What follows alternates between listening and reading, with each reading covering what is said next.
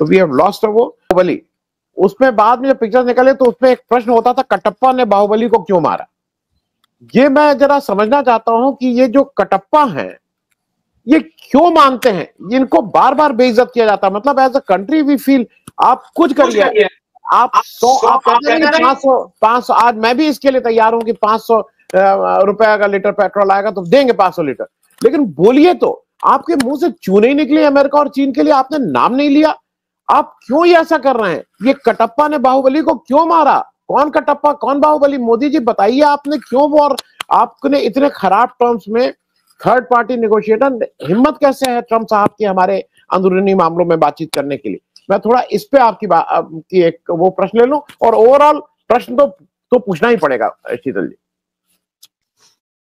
देखिए, इस मामले में जो सबसे सीरियस कैजुअलिटी हुई है इस बात के तो खैर कोई बात ही नहीं, जो कि आपने कही दिया कि मोदी जी के मुंह से अमेरिका और चीन नामक शब्द जो है इन मामलों में एकदम गायब रहता है। गलवां वाली घटना हुई थी उस समय और उसके पहले भी लगातार गायब है वो।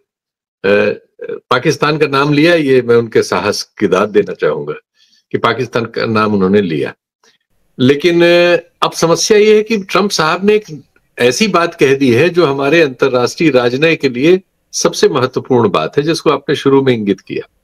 उन्होंने कहा हम कश्मीर में मध्यस्थता करेंगे।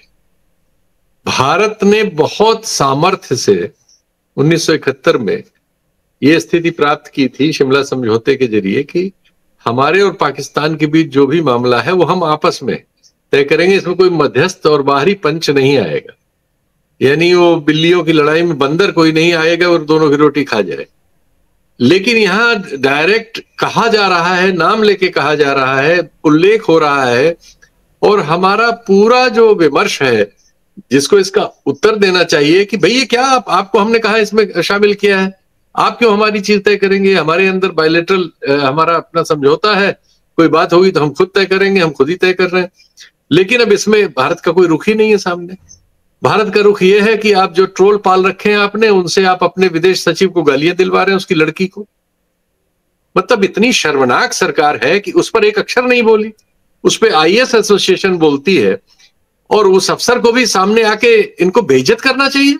वो बेचारा नौकरी कर रहा है, जो सरकार की राय है वो राय प्रकट कर रहा है प्रेस कॉन्फ्रेंस में, इसके लिए उसकी लड़की, उसकी बीवी, उसके बच्चों, उसके बहू को गाली दी जाएगी, उसकी बहन को। क्या देश आपने बना लिया, और ऐसे गुंडे के खिलाफ कार्रवाई क्यों नहीं की। हमारे प्रधानमंत्री जी ने मजाक बना लिया है। महाभारत सीरियल के पीछे से जैसे आवाज आती है, 2 दिन प्रैक्टिस करके आवाज पीछे से 22 मिनट दे रहे हैं, वॉइस ओवर कर रहे हैं। ये वॉइस ओवर का सवाल है। देश की प्रतिष्ठा आपने मिट्टी में मिला दी। आपका प्रवक्ता कह रहा है टेलीविजन चैनल में बैठ के, हमने तो कोई लड़ाई की नहीं, हमारा युद्ध कहां हुआ, हम तो टेररिस्ट ठिकानों पे हमला करके अपने घर में बैठे, और सारे टेलीविजन चैनल आपके इस्लामाबाद पे कब्जा कर चुके हैं। क्या मजाक आपने इस मुल्क को बना दिया है। हम लोग वेस्ट में यहां आए हैं, हम नोटिस में ही नहीं है। इतनी बड़ी घटना यहां की नोटिस नहीं है, सिर्फ एक बात की नोटिस है, वो कुछ मीडिया में आया है कि रफाल और एक और जहाज हमारा मार गिराया गया है। सारी खबरें इसी पर केंद्रित है। CNN हो, वॉशिंगटन पोस्ट हो, राइटर हो, सब सिर्फ एक चीज हमारी दिखा रहे हैं, आप जिसको छुपाना चाह रहे हैं। छुपेगी है ही नहीं, छुपी है ही नहीं। सारे पश्चिम में सिर्फ ये बात हो रही है, और फिर उससे जुड़ी हुई कहानियां आ रही हैं। कैसे उसको खंडित किया जाए, कैसे कोई भारतीय सच का सामना पश्चिम में हो तो कैसे करे, बताइए। ये सारे सवाल आपने अनुत्तरित कर दिए, नई समस्याओं में फंसा दिया, और आप जोकराई कर रहे हैं, महाभारत सीरियल बना रहे हैं पीछे से बैठ के, 3 दिन प्रैक्टिस करके पीछे से बोल के रिकॉर्ड कर रहे हैं। अभी अभी आधे घंटे पहले ट्रंप ने आपका पानी निचोड़ दिया। आपको बताना था, स्पष्ट करना था, क्या बोल रहे हो भाई। और क्या आपके रिश्ते हैं, क्या आपकी दोस्ती है कि हरदम आपके प्रोग्राम से आधे घंटे ठीक पहले उसने अपना वीडियो रिलीज कर दिया, कहा मैंने बुला के दोनों को तय कराया, धंधा करना है तो मेरे साथ चलो। ऐसी वो बातें कर रहे हैं। ये राजनय को आपने कहां पहुंचा दिया महोदय। और ये इससे ये एक तो आप देश के साथ ये मीडिया के जरिए जो झूठ बोलते बुलवाते हैं, उसने हमारी नई समस्याएं पैदा कर दी। ईरान के विदेश मंत्री के बारे में एक चैनल जो है वहां पे एक लफंगा बैठ के उल्टी सीधी बात कर रहा है। एक और चैनल है जो ट्रंप साहब को विदेश नीति सिखा रहा था और राजनीति सिखा रहा था, बाद में सारे वीडियो उसको विड्रॉ करने पड़े। आपने पूरे देश को एक प्रहसन में बदल दिया है। सच्चाई यह है कि पश्चिम में आपको कोई नोटिस नहीं कर रहा है।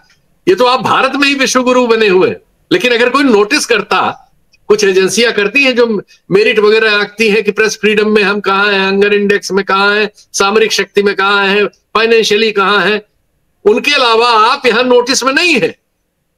ये हम यहां से बैठ के आपको बता रहे हैं, रोज अखबार यहां के देख रहे हैं और अपनी हालत देख रहे हैं। सिवाय रफाल हमारा गिरने के बारे में चर्चा के अलावा कोई चर्चा नहीं। तो ये जो परिस्थिति है भाई साहब, सही सही बात देश को बताइए, क्योंकि देश वरना इसी तरह से झूठ का शिकार होगा जैसा हमारे चैनलों ने इस्लामाबाद पे कब्जा करके किया। और आपका प्रवक्ता कह रहा है एक स्टूडियो में बैठ के कि हम तो लड़े ही नहीं। आप खुद भी यही कह रहे हैं कि वो तो उन्होंने हमला हमारे गुरुद्वारों पे और उस पे कर दिया था। तो महोदय आपकी क्या जिम्मेदारी है? कोई हमारे गुरुद्वारे पर हमला करेगा उसके बाद वो साबुत रहना चाहिए? आप तो संसद में आप और आपके गृह मंत्री दोनों जने पीओके लेने की घोषणाएं कर चुके हैं कई बार। तो इसके अलावा कौन सा समय था? अगर उन्होंने हम पे हमला किया तो जवाब में हमें बिल्कुल वो सब करना चाहिए था जो लोग समझते हैं कि होना चाहिए, सही है। और नहीं है तो देश को बताइए कि पाकिस्तान गाजा नहीं है और आप इजराइल नहीं है। ये सच बताइए, क्योंकि जनता अविश्वास में गलतियों का शिकार होगी और उसका दिल टूट जाएगा। इस मामले में आपने दिल तोड़ दिया है हिंदुस्तान का। मैं शीतल भाई, मैं एक चीज, हाँ मैं शीतल भाई, एक तो मैं नितेश वारा साहब कह रहे हैं, मैं उनको बता दूं कि Anand Vardhan ji, it is very easy for you to comment that Indian army can take PoK easily when 30% of this Pak is under China occupation. Nitesh ji, मैं नहीं कह रहा हूं, ये भाजपा का शीर्ष नेतृत्व चीख चीख के इलेक्शन के समय कह रहा था कि 6 महीने के अंदर हम पीओके ले लेंगे। मैं नहीं कह रहा हूं, मैं इस स्थिति में नहीं हूं, लेकिन मैं इस स्थिति में जरूर, आपका एजेंडा था, मेरा एजेंडा नहीं था ये। मैं तो कभी भी किसी भी लड़ाई के उसमें वो हूं, लेकिन अगर देश की बात आ रही है तो लड़ाई के आखिरी आदमी तक लड़ने की बात होगी तो होगा। शीतल जी, मैं जरा एक चीज इसलिए कह दूं कि ये रिटोरिक जो है ये पॉलिटिकल होता जा रहा है। अब जो इसमें जैसा यूसुफ जी ने कहा कि हम उसकी तिरंगा यात्रा निकालेंगे, सब कुछ निकालेंगे, उसको कुछ करेंगे, मुझे नहीं लगता है कि एक समय देश को इतना मैच्योर होने की जरूरत है। और दूसरा मैं एक चीज और पूछ लूं, मैंने बहुत से चैनल में सब जगह देखा, सब लोग कह रहे हैं गलत हुआ, सब लोग कह रहे हैं मौका खोया, सब लोग, लेकिन किसने मौका खोया? एक भी व्यक्ति, वो जो पूरे भक्त मंडली है, वो ये नहीं कह रहा है कि मोदी नेतृत्व तो राहुल गांधी जाएंगे क्या वहां, कि इंदिरा गांधी जाएंगी वहां आक्रमण करने। निर्णय तो आपको लेना होगा, देश की इस समय बागडोर तो आपके हाथ में है। तो एक चीज, क्या हम लोगों ने एक अच्छा मौका जिसमें पूरे देश का माहौल, पूरी दुनिया आपके साथ थी, क्योंकि आपके यहाँ अटैक हुआ था, आपके लोग मारे गए थे, ऐसे में आपने वो मौका गंवाया है जिसको शायद दोबारा ना मिले। बहुत से लोग बहुत सी चीजों का वापस में आप रेट्रोस्पेक्ट में करते हैं। ये सब जो कुछ हुआ है इतने दिनों में, उससे एक चीज साफ हुई है कि जो अभी नेतृत्व है और जो उसकी शाखाएं हैं, ये सीमा के किसी युद्ध की तुलना में गृह युद्ध करने में ज्यादा सफल है। आप देखिए, अपने ही विदेश सचिव के खिलाफ पूरा युद्ध उन्होंने छेड़ा, उसके परिवार के खिलाफ छेड़ा। तमाम देश की उन पार्टियों ने जिन्होंने सबने मिलकर एक तरफा समर्थन दिया, कम्युनिटीज ने दिया, उनके खिलाफ एक युद्ध जारी है, उसको तेज किया जा रहा है सोशल मीडिया और दूसरे मीडिया पे। और जो राजनीतिक नेतृत्व है इस देश का, जो प्रशासनिक नेतृत्व भी है, वो इस सब पर मौन है। इससे शर्मनाक क्या होगा कि आपके विदेश सचिव की बेटी को गाली देने वाले लोगों को प्रधानमंत्री फॉलो करते हैं।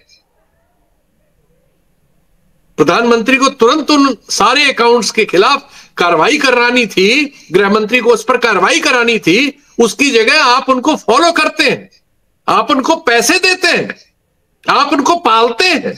ये सब तमाम जो सेनाएं बनी हुई हैं, तमाम ऐसे दुनिया के सबसे बड़े एनजीओ, सबसे बड़ी पार्टियां रोज घोषणा करती है 3 दिन में हम सीमा के लिए सब कुछ तैयार कर सकते हैं। ये सब किस लिए है? ढेरों जातीय सेनाएं हैं, ये सब गृह युद्ध करने के लिए। ये अपने देश के कमजोर लोगों के खिलाफ, जो आबादी की संख्या में कमजोर हो, सामाजिक रूप से कमजोर हो, आर्थिक रूप से कमजोर हो, किसी तरह की न्याय की मांग कर रहे हो, इंडिविजुअल जर्नलिस्ट हो, सोशल एक्टिविस्ट हो, इनके विरुद्ध लड़ने में बहुत काबिल है, बहुत समर्थ है, बड़े सूरमा है, सब इसमें पृथ्वीराज चौहान है। लेकिन जहां जरूरत थी कोई सेना इनमें से नहीं गई, न जाएगी।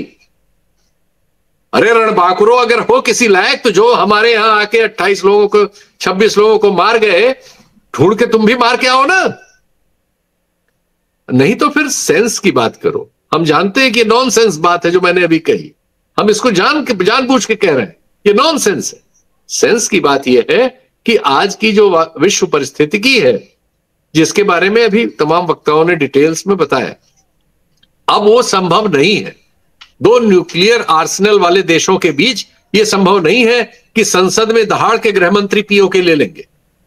साबित हो गया ना, प्रधानमंत्री के अपने बयान से एडमिशन में साबित हो गया, और हमारे वायुसेना के प्रवक्ता के कल के बयान से साबित हो गया।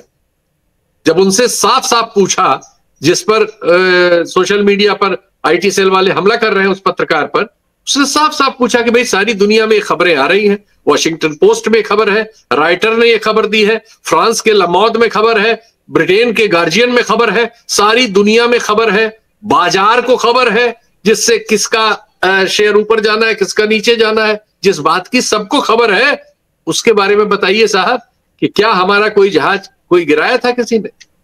तो उन्होंने क्या जवाब दिया? उन्होंने कहा कि ये नहीं कहा कि नहीं गिराया, ये कहा कि युद्ध में ये नहीं देखा जाता कि हमारा क्या नुकसान हुआ और क्या वो हुआ। तो एक तरह से परोक्ष स्वीकारोक्ति है। ये चीजें हैं जिन पर आपको देश को विश्वास में ईमानदारी से लेना चाहिए। ये आप छुपा नहीं पाएंगे। आज की दुनिया में कोई किसी से, अमेरिका अपने बारे में नहीं छुपा सकता जो सबकी खबर रखता है। उसकी सब बातें आपको पता होती हैं, आपकी बातें उसको पता होती हैं। तो जब सब चीज दुनिया में ये है तो ये बहुत देर तक छुपेगी नहीं। और सारे दुनिया के प्रतिष्ठित मीडिया में ये ऑलरेडी आ चुका है, उसका असर बाजार पर पड़ चुका है। तो देश को भाई ईमानदारी से विश्वास में लीजिए, उसको गृह युद्ध में मत झोंकिए।